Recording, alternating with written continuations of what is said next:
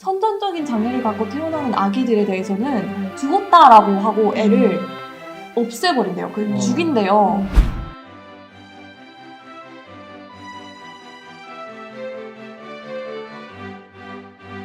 남북한 학교에서 장애인 학생들은 어떻게 같이 공부했는지, 얼마나 있었는지에 대해서 얘기를 좀 해주세요. 남쪽에서는 학교에 장애인 학생이 같이 있었나요? 초등학교 때는 반에 한두 명씩은 있었는데 중학교 때는 거의 없었고 고등학교 때는 아예 없었거든요. 장애인 친구들이랑 같이 학교를 잘 안 다녔던 것 같아요. 대체적으로. 동네에는 장애인이 있나요? 사는 동네? 그러게요. 제가 사는 동네는 한 분도 못 봤어요. 자세히는 모르겠는데 우선 겉으로 드러나는 장애인분들은 한 분도 못 봤어요. 제가.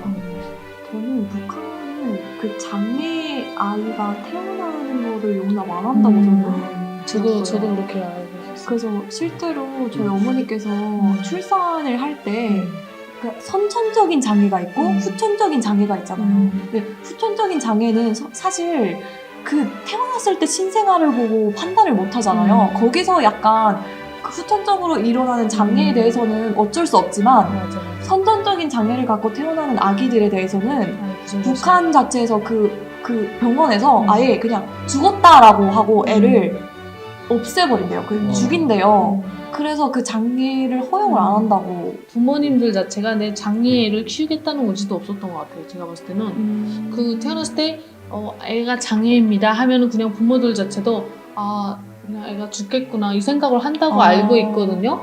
그래서 왜냐면 장애인이 북한에서 살 수 있는 그런 게 없기 때문에 그리고 길거리를 가다 보면 장애인을 볼 일이 거의 없었어요. 제가 해외 나갔을 때 처음으로 느꼈던 게 이런 장애인들이 너무 많이 눈에 보이는 거예요. 그래서 이 나라는 뭐 잘못 먹었나? 왜 이렇게 불편하신 분들이 많은 거지? 그래서 장애인 시스템이라는 게 있고 그 나라는 살면 이렇게 장애인들 던져 나온다고 하더라고요. 그게 너무 충격이었어요. 장애인을 바라보는 사람들의 시각이 같은 사람으로 보나요? 아니면 다른 사람으로 보나요? 완전 그때 우리는 그냥 장애인에 대한 배려나 사랑 이런 거를 교육을 받은 적도 없었고 뭐 더불어 사는 인생 이런 것도 몰랐었기 때문에 그냥 아예 배제했던 것 같아요. 좀 남한에서는 같은 사람으로 보게 어렸을 때부터 교육을 받거든요. 그러니까 그런 거를 지금은 알게 됐죠.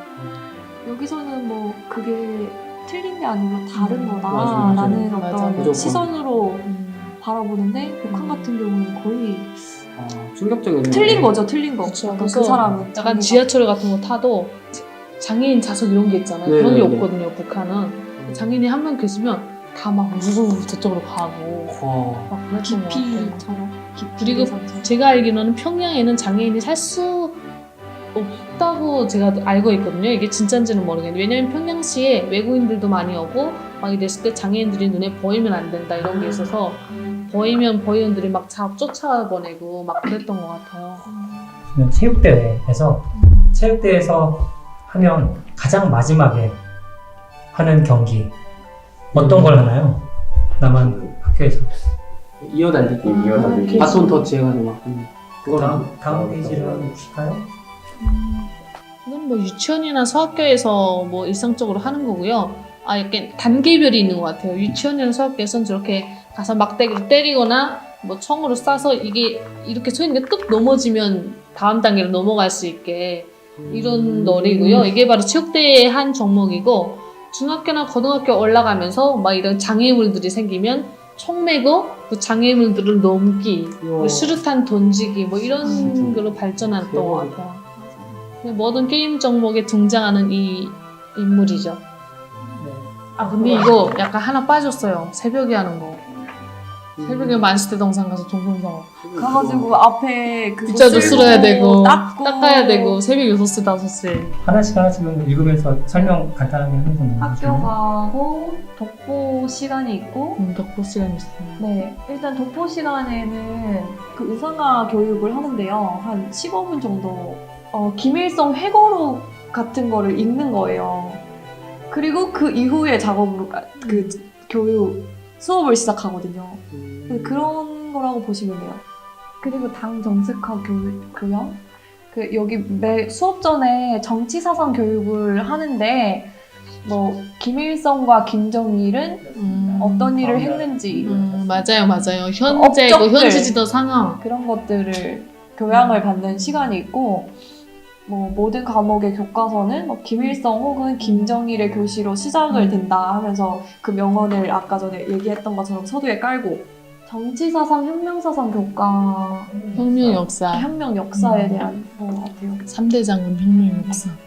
그래서 그냥 다른 모든 과목에서 이렇게 우상화 작업을 통해서 뭐 음악도 그렇고 미술, 영어, 수학 그런 것도 장군님께 기쁨을 드리기 위해서 공부를 열심히 뭐 해야 한다 그런 사람이어야 된다라는 어떤 기조 아래서 모든 과목들이 다 이렇게 수업이 이루어지고 있고 그리고 학교 수업이 끝나면은 방과후가 있잖아요. 그때는 북한에서 되게 엄청 크게 생각하는 명절이 있잖아요. 김일성, 김정일, 김정은, 김정숙 태어난 날. 뭐 그래서 광명절. 뭐 12월 24일, 4월 15일, 2월 16일 이런 날에 항상 그 무슨 충성의 노래 충성의 모임을 노래. 하거든요. 충성의 노래 말 그대로 얼마나 그 노래를 통해서 그 충성심을 표현하냐 우리 어린이들이 학교 학생들이 그래서 그런 것들을 모임을 하는데 학교마다 그걸 준비했던 것 같아요.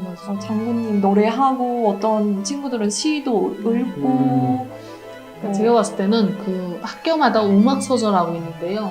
음악 서적은 약간 예체능 끼가 있고 좀 부모님들이 뒷바라지를 해줄 수 있는 애들이 모여서 뭐 북한의 그 민족 최대의 병사스러운 명절 막 이러면서 김일성 태어난 날 이럴 때마다 공연을 하거든요. 근데 저희 학교 같은 경우는 김일성이 4번 오고 김정일이 3번 현지지도한 학교였어요. 그러니까 언제 또 올지 모르는 거예요. 그러니까 공부 끝나면 맨날 거기 가서 뭐 아버지 장군님 고맙습니다 노래 부르고 근데 그 외 일반적인 학생들은 아까 얘기했듯이 뭐 꼬마게 일하러 나가고 근데 이게 일상이었던 것 같아요. 과목이 총 13가지 과목인데 그중 4가지가 그 혁명 역사 관련된 거죠. 맞습니다. 이 혁명 역사나 이런 것들에 대한 그 비율이 어느 정도 되는 것 같아요? 느낌상? 사실 거의 뭐 100%라고 해도 과언이 아닐 정도로 맞아요. 이것밖에 배운 기억밖에 안 맞아요. 나요. 저는 왜냐면 다른 거 배웠던 기억은 안 나오는데 이것만 계속 남아있어요. 학교마다 이게 그 어린 시절의 그런 어떤 업적이나 이런 것들을 다른 연구실이 따로 있어요. 맞아, 혹시. 연구실이 있죠. 그쵸? 거기 들어갈 때는 막 신발 벗고 뭔가 몸도 괜히 털고 이렇게 들어가야 막 되고 뭐 몸 이렇게 하고 되게 조용히 갔다가 거기서 떠들면 안 돼요. 맞아, 소리 내서 얘기할 수도 없고 막 서로 막 잡담할 수도 없고 이런 식으로 막 주의사항을 주면 그거에 따라서 이렇게 엄청 경건하고 그치.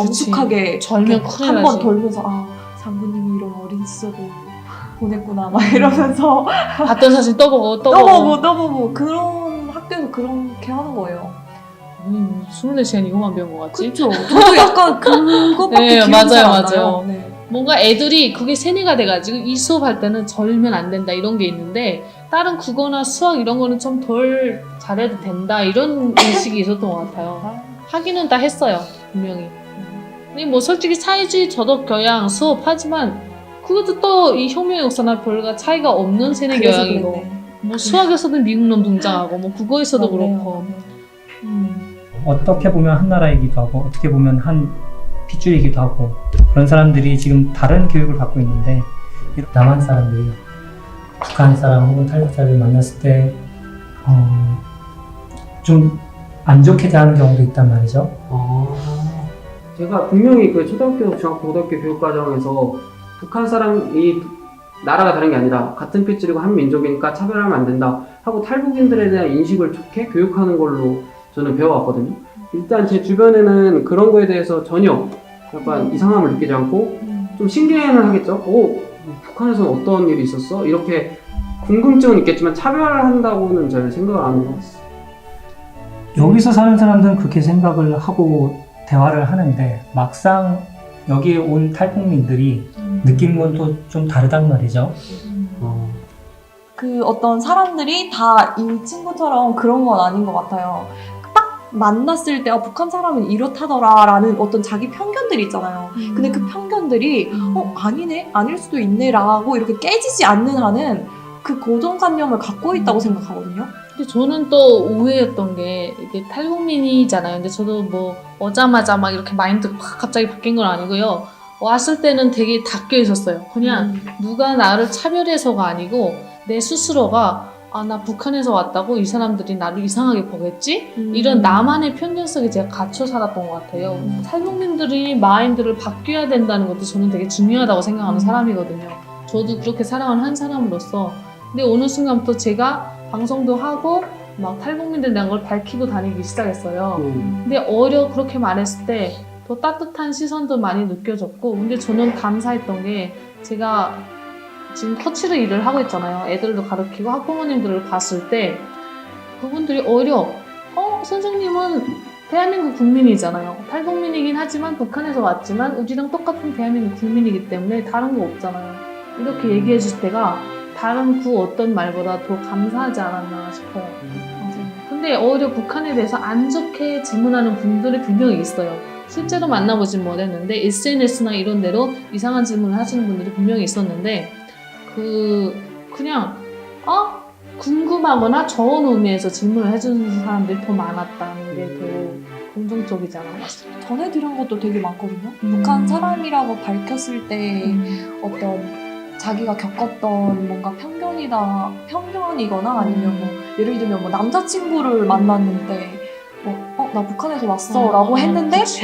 그게 너무 남자친구 입장에서는 충격이어서 이별을 당했다거나 이런 사례도 있고 그냥 사례가 많은데 저도 직접적으로 경험해 본 바로는 사실 저도 따뜻한 손길이 더 많았던 것 같아요. 진짜로. 근데 약간 이렇게 생각하면 좋을 것 같아요. 뭔가 우리가 무슨 부산 출신, 뭐 강원도 출신 이렇게 얘기하듯이 북한에서 온 탈북민들도 그냥 뭐 평양 출신, 뭐 자강도 출신 하지만 다 어울려 사는 똑같은 대한민국 국민이잖아요.